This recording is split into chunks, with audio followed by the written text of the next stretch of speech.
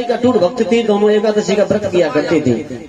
एक बार छोटी बहन रुक्मान बाजार में गई, एकादशी का दिन था, भूल से उसने मछली के पकवानों को भक्षण कर लिया, खा लिया, मांसाहार का भक्षण कर लिया। जब तारा देवी को पता चला तो उसे अपनी बहन पर बड़ा क्रोध आया और कहा, तो है तो मेरी बहन, परंतु तुमने मनुष्य देह पाकर भी नीचे होने के प्राणी जैसा कार्य किया है।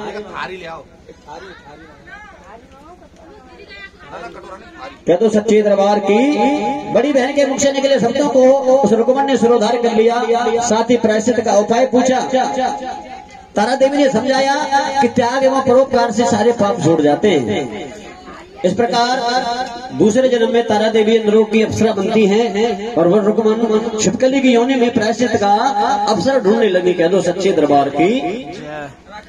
हाँ, बीच बीच में जयकारे लगाया करो, कह दो सच्चे दरबार के। द्वापर युग में जब पांचों पांडवों ने एक यज्ञ किया, उस यज्ञ में दूत भेजकर 33 करोड़ देवताओं को न्योता दिया गया। वह दूत 33 करोड़ देवताओं को न्योता देकर दुर्वासा ऋषि के स्थान पर पहुंचता है। सारा वृत्तांत उनको क्या सुनाता है कि आपको पांडवों के यज्ञ में भाग लेने के लिए आना है। दुर्वासा ऋषि कहने लगे कि पांडवों के यज्ञ में भाग लेने के लिए कौन कौन आएंगे। उस दूत ने जवाब दिया कि 33 करोड़ देवता पांडवों के यज्ञ में भाग लेने के लिए आएंगे। दुर्वासा ऋषि कहने लगे, यदि 33 करोड़ देवता पांडवों के यज्ञ में भाग लेंगे तो हम उसमें सम्मिलित नहीं हो सकते, उसमें नहीं आ सकते। यज्ञ निर्विघ्न समाप्त हुआ। लोगों ने पूछा कि दुर्वासा ऋषि को क्यों नहीं बुलाया, तो पांडवों ने जवाब दिया कि वो अपने अहंकार के कारण यहाँ नहीं आए। उधर दुर्वासा ऋषि ने देखा कि पांडवों ने मेरी उपेक्षा कर दी, मुझे नहीं बुलाया है। उन्हें बड़ा क्रोध आया और क्रोध करके एक पक्षी का रूप धारण किया, एक बाज का रूप धारण किया और अपनी चोंच में एक मरा हुआ सर्प लेकर आसमान में उड़ जाते हैं। कह दो सच्चे दरबार की। दीवानी मेरी आवाज सुना है, हम आगे दरबार में पधारे, यहाँ आए। कह दो सच्चे दरबार की। दुर्वासा ऋषि ने देखा कि पांडवों ने मेरी उपेक्षा कर दी, मुझे नहीं बुलाया। उन्हें बड़ा क्रोध आया और क्रोध करके एक पक्षी का रूप धारण किया, एक बाज का रूप धारण किया और अपनी चोंच में एक मरा हुआ सर्प लेकर आसमान में उड़ जाते हैं। कह दो सच्चे दरबार की। जहाँ वो पांडवों की खीर बनी हुई रखी थी, प्रसाद बना हुआ रखा था, उस खीर के कढ़ाई में उस सर्प की मांजर को गिरा देते हैं, जिसका कि किसी को पता न चला। लेकिन वो निदान छिपकली उस दीवार पर चिपकी उस दृश्य देख रही थी। उसे परोपकार की शिक्षा अब तक याद थी। उसने मन ही मन निश्चय किया, क्यों न मैं इस खीर के कढ़ाई में कूद कर अपने प्राणों की आहुति दे दूं और इतने लोगों की जान बचाऊं। इससे बड़ा कोई परोपकार नहीं हो सकता है। तो कुछ लोग उस खीर को लेने के लिए, प्रसाद को लेने के लिए वहां आए, तो वो निदान छिपकली उस दीवार से कूद कर खीर के कढ़ाई में छलांग लगा देती है और अपने प्राणों की आहुति दे देती है। सब लोगों को बड़ा बुरा लगा। लेकिन प्रसाद की तैयारी हो, पंगत बैठ गई हो और वो प्रसाद खराब हो जाए, उस मालिक की हालत क्या होगी। सारा प्रसाद खराब कर दिया। सब लोग उस छिपकली को बुरा भला कहते हुए कि छोटी सी छिपकली ने घृणित कार्य किया है, गलत कार्य किया है, सारा प्रसाद खराब कर दिया। उसे प्रसाद को गड्ढे में खाली करने लगे, क्योंकि अगर बाहर करेंगे तो न जाने कितने पशु पक्षी से खाकर मारे जाएंगे। क्योंकि छिपकली में मीठा होता है, मीठा होता है। कह दो सच्चे दरबार की। जहर होता है, मीठा नहीं होता है। कह दो सच्चे दरबार की।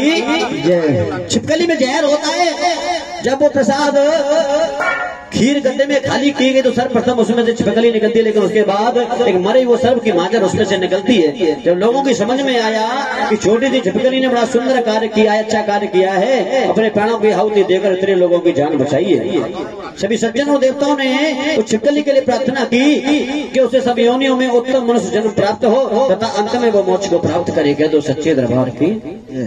इस प्रकार तीसरे जन्म में वो राजा स्पर्श के घर जन्म लेती हैं। उधर तारा देवी ने फिर से मनुष्य देह पाकर तारामती नाम से अयोध्या के प्रतापी राजा हरिश्चंद्र के साथ विवाह किया। उधर राजा ने कन्या की कुंडली बनवाई कि पंडित जी मेरी बच्ची को भविष्य बताइए, इसके जीवन में क्या है, इसकी कुंडली बनाइए। पंडित जी कहने लगे, महाराज ये बच्ची आपके लिए हानिकारक है, शगुन ठीक नहीं है। ये बच्ची आपके लिए हानिकारक है, शगुन ठीक नहीं है, तो आप इसे मरवा दीजिए। महाराज कहने लगे पंडित जी की बच्ची को मारना है, लड़की को मारना बहुत बुरा पाप है, बड़ा पाप है, मैं इस पाप का भागी नहीं बन सकता, मुझे कोई दूसरा उपाय बताइए। पंडित जी कहने लगे महाराज एक उपाय है, लकड़ी का मसूसा बनवाइए, संदूक बनवाइए, उसमें इस बच्ची को बैठाकर सोना चांदी रखकर किसी नदी में प्रवाहित कर दीजिए, बहा दीजिए, धन के लोभ से इस बच्ची को कोई पाल लेगा और आपको पाप भी नहीं लगेगा। कह दो सच्चे दरबार की। ऐसा ही किया गया, एक लकड़ी का संदूक बनवाया गया, उस लड़की को उसमें बैठाकर सोना चांदी रखकर एक पर्ची उसमें डाल दी गई। इस धन का मालिक वही होगा जो उस बच्ची का पालन पोषण करेगा। वो संदूक बहता हुआ काशी के समीप पहुंच जाता है, जिस पर एक सुपथ, जिसे मेहतर कहते हैं, उसकी नजर उस मसूसे पर संदूक पर पड़ती है। वो जल के अंदर जाकर उसे निकालना था, जब खोलकर उसने देखा तो उसमें एक रूपवती कन्या, एक सुंदर कन्या उसको दिखाई दी और बहुत सारा धन भी मिला। वो बड़ा खुश हुआ क्योंकि उसके कोई औलाद नहीं थी। कहते हैं कि ये मैया जब देने पे आती है तो ढेरों के ढेर देती है, ये मैया जब देने पे आती है तो ढेरों के ढेर देती है, और लेने पे आ जाए तो तन की चमड़ी भी उधेड़ लेती है। ये देने वाली बहुत है और लेने वाली भी बहुत है मैया। कह दो सच्चे दरबार की। उसने उस बच्ची को, उस मेहतन ने उस बच्ची को अपने घर जाकर अपनी पत्नी को दिया। उसकी पत्नी भी झूमने लगी, नाचने लगी, क्योंकि एक औरत का सबसे बड़ा दर्द होता है, ऐशो आराम गाड़ी बंगले कितने भी हों, अगर संतान नहीं तो सब बेकार है। कह दो सच्चे दरबार की जय। दिल से उसने उस बच्ची को अपनी संतान के समान ही सीने से लगा लिया। मैया रानी का ऐसा चमत्कार हुआ तो उसके आंचलों में दूध उतर आया और दिल से दोनों ने उसको ना रुख को रख दिया, क्योंकि एक बहते हुए जल से उसको रोका था और कुछ वो रकम भी लेकर आई थी। जब वो विवाह के योग्य हुई तो मेहतर ने उसका विवाह अपन सजाती युवक के साथ अयोध्यापुरी में बड़ी धूमधाम से किया। कह दो सच्चे दरबार की। इस प्रकार पहले जन्म की रुक्मन, दूसरे जन्म की छिपकली तथा तीसरे जन्म में वो रुक्को बन गई। रुक्को की सास महाराजा हरिश्चंद्र के घर सफाई आदि का कार्य किया करती थी, झाड़ू पोछा का कार्य किया करती थी। एक बार वो बीमार पड़ जाती हैं, अपनी सास की जगह रुक्को तारा रानी के घर सफाई का कार्य करने के लिए जाती है। जैसे ही महलों में प्रवेश किया, दूर से तारा रानी ने उसे पहचान लिया और कहा, बहन तू मेरे पास आकर बैठ, मेरे निकट आकर बैठ। रुक्को कहने लगी, महारानी मैं तो नीच जाति की भंगिन हूँ, भला मैं आपके साथ कैसे बैठ सकती हूँ, ये कथा चले तब तक आपको रखना याद में। हाँ थोड़ी देर की बात और है, हिम्मत से काम लो ने। कह दो सच्चे दरबार की। कहाँ चल रही कथा?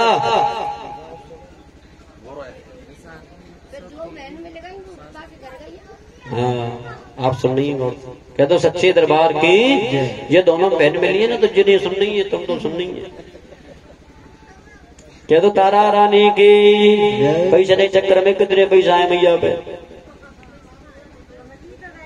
कह दो नगर कोट वाली मैया की जय। कहने लगी, बहन मेरे पास आकर बैठ, मेरे निकट आकर बैठ। रुक्को कहने लगी कि महारानी मैं तो नहीं जानती कि भंगिन हूँ, मैं भला आपके साथ कैसे बैठ सकती हूँ। तारा रानी ने समझाया कि पूर्व जन्म में तू मेरी सगी बहन थी, तूने एकादशी का व्रत खंडित किया था, तब तुझे छिपकली की योनि में जाना पड़ा। अरे जो हुआ उसे भूल जा, लेकिन इस जन्म को सुधारने का कोई सुंदर उपाय कर, मैया की सेवा कर, मैया के चरणों में बैठ, अपने जीवन को धन्य बना, तेरा जीवन धन्य हो जाएगा। कह दो सच्चे दरबार की।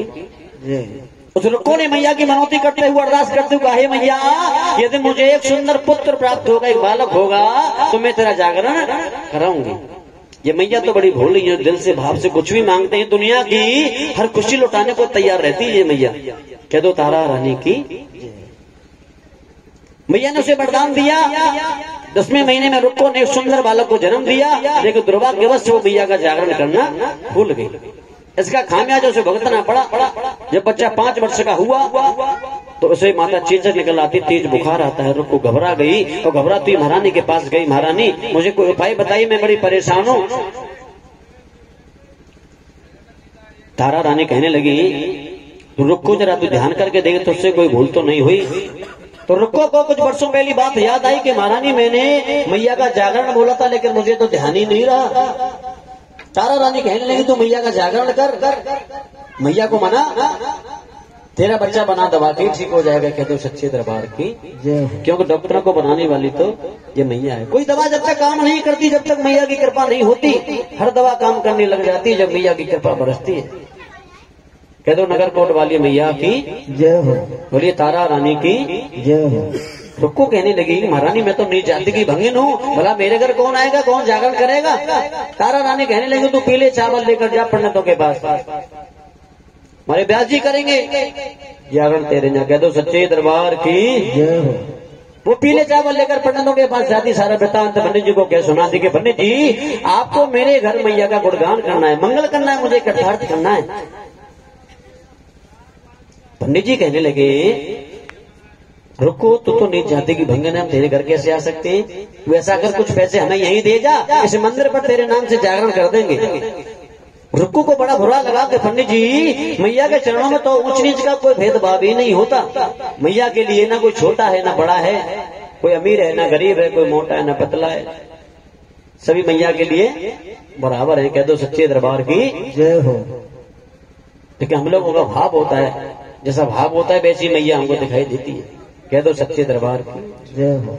कि जाती रही भावना जैसी प्रभु मूरते देखे तिन तैसी, राम सिया राम जय जय राम, राम सिया राम जय जय राम। भाई को भाई अलग आलस हो, नाम जपत मंगल दिस दस हो। कह दो सच्चे दरबार की जैसा भक्तों को भाव रहता है वैसी मैया उनको दिखाई देती है। महाराज आपको मेरे घर जागरण में आना है। पंडित जी बोले रुको एक शर्त है हमारी, यदि तारा रानी तेरे घर जागरण में आएंगी तो हम भी शर्त स्वीकार कर लेंगे, क्योंकि अगर राजा ही आ जाएगा तो फिर प्रजा कहां से रह जाएगी। कह दो सच्चे दरबार की। वो दौड़ती तारा रानी के पास जाती, सारा वृत्तांत तारा रानी को क्या सुनाती है कि महारानी आपको मेरे घर जागरण में आना है। तारा रानी तो अभी तो भक्त थी मैया रानी के, एक बार में ही मान गई। रुको मैं तेरे घर जागरण में अवश्य आऊंगी। जब इस बात को तारा रानी रुक्को से कह रही थी कि मैं तेरे घर जागरण में अवश्य आऊंगी, तो एक चुगलखोर इस बात को सुना था राजा का मंत्री शहनाई। कह दो सच्चे दरबार की जय हो। आजकल चुगलखोर घर घर में पैदा है, ऐसा कोई घर बकाया नहीं, शहर बकाया नहीं, गांव बकाया नहीं जहाँ चुगलखोर नहीं है। कह दो सच्चे दरबार की। हमारी सीमा पर जब जब आतंकवाद होता है तो चुगलखोरियों को लेकर आते हैं, वरना किसी की मजाल नहीं जो हमारी भारत भूमि पर पैर रख जाए। कह दो सच्चे दरबार की जय हो। बोल देवी मैया की जय जय। रुको मैं तेरे घर जागरण में अवश्य आऊंगी। उस चुगलखोर ने महाराज से जाकर कहा महाराज आपकी पत्नी एक महलों की रानी रुक्को भंगनी के घर जागरण में जाएंगी। एक बार तो महाराज ने नहीं माना, लेकिन चुगलखोरों का स्पेशली काम होता मेरी बात को मनवाना, चाहे कुछ भी हो जाए। कह तो सच्चे दरबार की जय हो। जब महाराज के ज्यादा पीछे पड़ा तो महाराज ने उसकी बात को माना। जब जगराते का समय आया, वो दिन आया, वो वक्त आया, तो महाराज ने एक बहाना लिया। महाराज कहने लगे ऐसा कौन सा बहाना लूं, मेरे कोई बीमारी है नहीं कि महारानी मेरी सेवा में लग जाए और रुक्को बेकर जागरण में नहीं जाए। कह तो सच्चे दरबार की जय हो। महाराज ने एक बहाना लिया दर्द का। दर्द का बहाना ऐसा होता है न तो अल्ट्रासाउंड में आता है, ना एक्सरे में आता है, ना नब्ज में आता है। कह दो सच्चे दरबार की जय हो। हाँ कभी कभी ऐसा होता है कोई माता बहनों पर जब काम का लोड आ जाए ना तो दर्द ही बताती डायरेक्ट दर्द। कहते बात ही मत करो, दर्द के मारे सर फटाई जा रहा है। कह दो सच्चे दरबार की जय हो। उसी प्रकार महाराज कहने लगे महारानी मेरे सर में बहुत तेज दर्द है, मैं बड़ा परेशान हूँ। महाराज के सर को दबाने लगी, दर्द तो था ही नहीं, ऊपर से आराम और मिल गया महाराज को। महाराज को नींद के झटके आने लगे। महाराज कहने लगे कि ऐसा नहीं हो मैं सो जाऊं और ये महारानी रुक्को बेकर जागरण में चली जाए। महाराज ने अपनी तर्जनी उंगली को चीरा और उसमें नमक भर लिया जिससे नींद नहीं आए। पहले दर्द लोकल था, अब तो ओरिजिनल दर्द हो गया महाराज के। महाराज को नींद नहीं आ रही थी। उधर रुक्को कहने लगी जब तक महारानी मेरे घर जागरण में नहीं आएंगी तो कोई व्यक्ति मेरे घर जागरण में नहीं आएगा, और कोई व्यक्ति मेरे घर जागरण में नहीं आएगा तो जागरण नहीं होगा, और जागरण नहीं हुआ तो मेरा बच्चा ठीक नहीं होगा। कह दो सच्चे दरबार की। उधर तारा रानी कहने लगी जब तक महाराज को नींद नहीं आएगी मैं महलों से निकल कर नहीं जा पाऊंगी।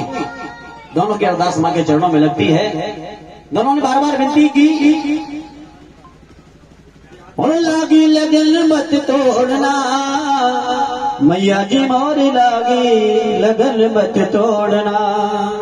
हे मैया, जिस प्रकार एक किसान अपनी जमीन को सींचता है, बोता है, उसे नहीं पता ये बीज उपजेगा या नहीं, लेकिन तेरा भरोसा है मैया। कह दो सच्चे दरबार की, खेती बुवाई मैंने तेरे नाम की, मेरे भरोसे मत छोड़ना माँ, बंजर भूमि मत छोड़ना मैया जी मोरी लागी लगन मत तोड़ना।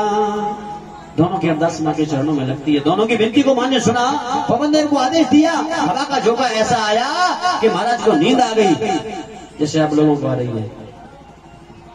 जैसे महाराज को नींद आई, महारानी उस रोशनदान से रस्सा बांध कर नीचे उतर जाती है। जल्दी की वजह से महारानी के हाथ से एक रेशमी रुमाल और पैर की पायल रास्ते में गिर जाती है, जिसका कि महारानी को कोई ध्यान ही नहीं रहा, क्योंकि महारानी का दिल और दिमाग मां के चरणों में था, रुको भेगल जागरण में था।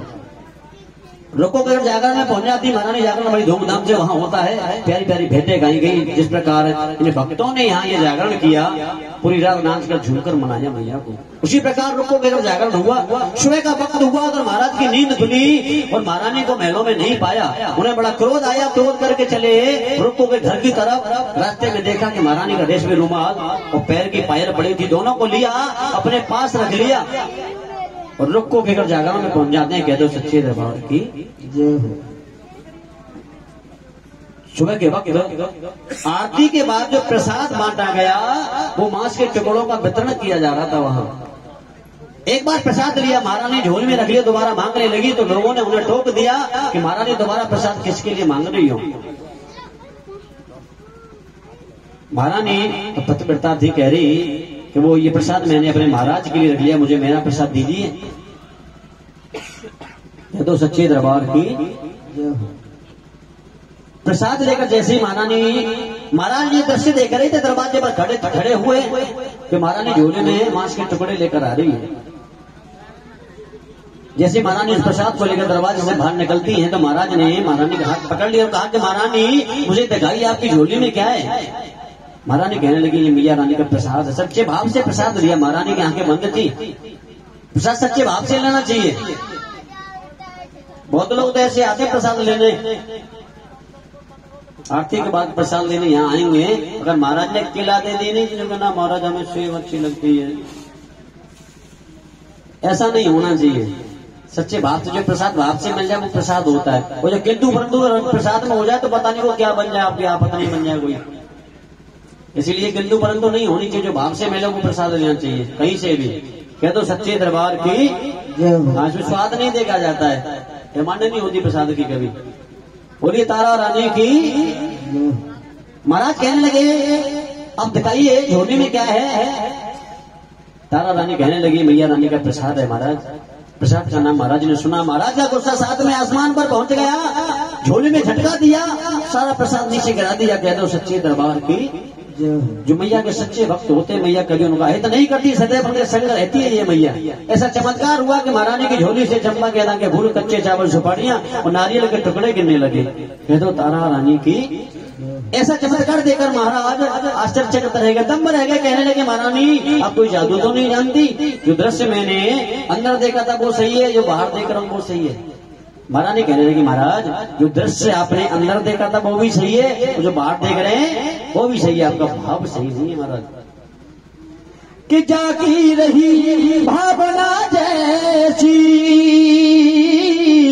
प्रभु मूर्ते देखे ही तिन तैसी, राम सिया राम जय जय राम। महाराज आपका भाव सही नहीं है, भाव पहले सही करो आप अपना। महाराज कहने लगे बहुत बड़ी भक्त बन रही है मैया की। अगर तू इतनी बड़ी भक्त है मैया की तो मैं मैया के प्रत्यक्ष दर्शन करना चाहता हूँ, उपाय बता। महारानी कहने लगी महाराज कुछ पाने के लिए कुछ खोना पड़ता है। आपकी जो प्यारी चीज हो, प्यारी वस्तु हो, अगर उसकी भेंट मां के चरणों में चढ़ाएंगे तो आपको मैया के दर्शन अवश्य हो जाएंगे। महाराज तो बड़े उतावले हो रहे थे, उन्होंने अपने इकलौते पुत्र नीले घोड़े को मां के चरणों में भेंट कर दिया। महाराज कहने लगे अगर आज तेरी मैया नहीं आई तो तू भी जिंदगी नहीं बचेगी, तुझे भी भेंट चढ़ा दूंगा। कह दो सच्चे दरबार की। उधर वो तारा रानी रो रो कर विलाप करने लगी कि मैया अगर आज तू नहीं आई तो मेरी लात तो जाएगी, लेकिन संग में तेरी भी जाएगी मैया, क्योंकि मैंने हर कार्य तेरे भरोसे किए है। वहां उधर तो तारा रानी ने प्रसाद तैयार किया और कहने लगी महाराज अपने पुत्र को बुलाइए, अपने बेटे को आवाज लगाइए, क्योंकि तारा रानी को बड़ा विश्वास था मैया के ऊपर। महाराज कहने लगे कि महारानी आप मजाक बहुत बड़ा कर लेती हो, मैंने आपके सामने ही अपने पुत्र को मां के चरणों में भेंट किया है, बड़ा वो कैसे आ सकता है। महारानी महाराज से कहें महाराज जहां विश्वास होता है वही फल होता है, आप विश्वास कीजिए, मां के चरणों में अरदास लगाइए, विनती कीजिए, आपका पुत्र जरूर आएगा। उधर एक माँ का इकलौता पुत्र किसी की भेंट चढ़ गया हो, उस माँ की हालत क्या होगी, कह दो सच्चे दरबार की। वो माँ बार बार अरदास करती, विनती करने लगी मैया अरे सुन ले ओ मैया मेरी पुकार, चढ़ के आजा मैया शेर सवार, जान चली गई है मेरे बेटा की, जान चली गई है मेरे लाला की, आंसू और नैना मेरे मैया देख के रोए रोए हारे, अब तू ही बता मेरी मैया मैं जीऊंगी किसके सहारे, न देर करो मेरी पीर करो, जान चली गई है मेरे लाला की, अकबर में डूब गई है मैया देख मेरी ये नैया, मुझे छोड़ चला गया मेरा इकलौता देखो बछैया, मधीर बना जल्दी से लाज बचानी है अपने भक्तों की, कह दो सच्चे दरबार की जो। दोनों की अरदास मां ने सुनी, लांगुरिया को आदेश दिया, लांगुरिया पुत्र को लेकर चला आता है, नीला घोड़ा भी जीवित होता है, कह दो सच्चे दरबार की। मैया ने प्रत्यक्ष में आकर दर्शन दिए, कहने लगी महाराज से अरे दोस्त तूने मेरे भक्ति की परीक्षा ली है, तूने मेरी परीक्षा ली है, आगे से ऐसा कोई करेगा तो मैं उसको दर्शन नहीं दूंगी। उधर महाराज बड़े भक्त हो गए मैया के, उन्होंने अयोध्यापुरी में सुंदर भवन का निर्माण कराया। आयुपर्यंत सुख भोगने के बाद महाराजा हरिश्चंद्र लोक को भंगन और महारानी मनुष्य देश से छूटकर देवलोक को प्राप्त होते हैं, कहते हो सच्चे दरबार की बोली तारा रानी की। जिस जगराते में तारा रानी की कथा नहीं होती उस जगराते को अधूरा माना जाता है। जो भक्त रात भर रहे उन्होंने इस कथा को नहीं सुना, उनका भी जागरण अधूरा रहता है। कह दो तारा रानी की चावल है के खावे है, कह दो नगर कोट वाली मैया की, इनमें 100 रुपया रख के मैया पे चढ़ा जाओ। कह दो तारा रानी की जय हो। देखिए बात पैसे की नहीं होती है, दक्षिणा जरूर होती है। पंडित जी को भोजन कराओ, दक्षिणा मन दो तो पंडित जी फिर ऐसे मुंह बना के जाएंगे। दक्षिणा जरूर होती है, क्योंकि यज्ञ की पत्नी का नाम दक्षिणा है। यज्ञ की पत्नी का नाम दक्षिणा है। जब तक पत्नी साथ नहीं बैठती कोई यज्ञ पूरा नहीं होता है, इसीलिए दक्षिणा जरूर होती है। ये अरदास हमने 2 अरदास बताई आपको। जब जागरण शुरू हुआ तो ज्वाला मैया की अरदास हुई थी, तो ये तारा रानी की अरदास है। सभी अरदास बड़े दिल से मन से करेंगे। आपका ये अरदास इसीलिए कही जाती है क्योंकि आपका जो विशेष कार्य हो, कोई काम बिगड़ा हुआ हो, इस अरदास के द्वारा मां के चरणों में कह सकते हैं आप। अरदास ये नहीं कहे आप जैसा मां ने आपको दिया, 1 रुपया दिया तो 1 रुपये की अरदास कराओ, 1000 दिए तो 1000 की कराओ। दीवान जी घर गए, अच्छा अम्मा जी आप अरदास करा दो। सबसे पहली अरदास आपकी, ये चावल मां के चरणों में अर्पण कर दो। सभी उठकर आए अपनी जगह से, एक दूसरे को न दें, सभी आ जाए चावल को मां के चरणों में अर्पण करेंगे और सभी अरदास कराएंगे अपने अपने नाम से। जरूरी नहीं होती कि आप 100 रुपए की कराओ, 500 की कराओ। हम तो जो करें चाहे 1100 की कराओ, लेकिन करा के जाओ।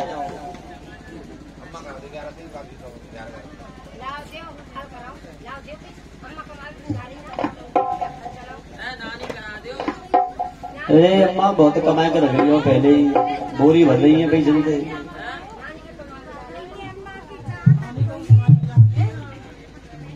दीवार के जरिए पीछे धरक दिए तुमने